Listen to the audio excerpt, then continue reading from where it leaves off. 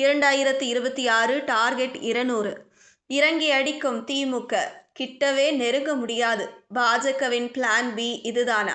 2026 சட்டமன்ற தேர்தலில் இரண்டாவது முறை வெற்றி பெற திமுகவின் தலைமை நிலைய புள்ளிகள் தொடங்கி பூத் லெவல் ஏஜென்ட்டுகள் வரை மிக தீவிரமாக பணியாற்றி வருகின்றனர்.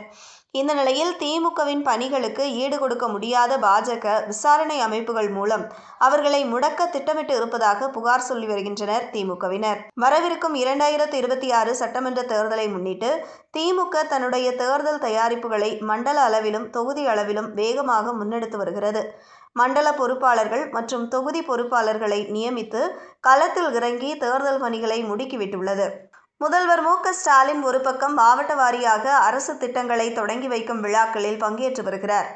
புதிய திட்டங்களுக்கு அடிக்கல் நாட்டுவது, தொடங்கிய திட்டங்களின் முன்னேற்றத்தை ஆய்வு செய்வது போன்ற அரசு பணிகளோடு சேர்த்து கட்சி மட்டத்திலும் செயல்பாடுகளை வலுப்படுத்தி வருகிறார். அதே சமயம்